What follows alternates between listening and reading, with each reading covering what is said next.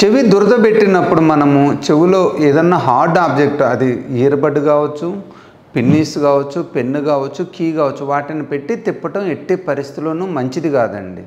ఎందుకంటే మనం ఆ దురద ఉన్నప్పుడు అవి పెట్టి తిప్పుతూ ఉంటే ఇంకా తిప్పాలనిపిస్తుంది. ఎందుకంటే దురద ఎక్కువ అవుతుంటుంది. మనం ఈ హార్డ్ ఆబ్జెక్ట్స్ పెట్టి తిప్పినప్పుడు మన చెవిలో ఉన్న నార్మల్ స్కిన్ అనేది డ్యామేజ్ అయిపోయి అక్కడ ఫైబ్రస్ వచ్చి అక్కడ స్కేలీగా వస్తుంది. దీన్ని ఎగ్జిమేటస్ కండిషన్స్ అంటాం అన్నమాట.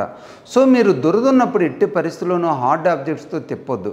ఎప్పుడన్నా చెవిలో దురద అనిపిస్తుంటే మన బయట నుంచి ఇట్టిట్టు అనుకొని వేరే పనిలో బిజీగా ఉండటం మంచిదండి. అలానే దురద ఉండే వాళ్ళు చెవిలోకి నీరు పోకుండా చూసుకోవటం మంచిది. ఫోన్లు, హెడ్సెట్లు, బ్లూటూత్లు ఎక్కువ వాడినా కూడా దురద వస్తూ ఉంటుందన్నమాట. కానీ కంటిన్యూస్గా దురద ఉంటే మటుకు ఒకసారి డాక్టర్ని ఎగ్జామినేషన్ చేయించుకోండి. అక్కడ ఒకవేళ ఇన్ఫెక్షన్ ఉన్నట్లయితే ఫంగల్ ఇన్ఫెక్షన్, బ్యాక్టీరియల్ ఇన్ఫెక్షన్ కూడా మన చెవిలో దురద రావచ్చు. దానికి ట్రీట్మెంట్ ఇస్తారు. ఒకవేళ చెవి గూబ నార్మల్గా ఉంది, స్కిన్ కూడా నార్మల్గా ఉందంటే మటుకి మందులేమి అవసరం లేదు. చెవిలోకి నీళ్లు పోకుండా చూసుకోండి. ఎప్పుడైనా దురదున్న బయట నుంచి ఇట్టిట్టు అనుకోండి, కానీ లోపల హార్డ్ ఆబ్జెక్ట్స్ పెట్టి ఎట్టి పరిస్థితుల్లోనూ తిప్పొద్దు.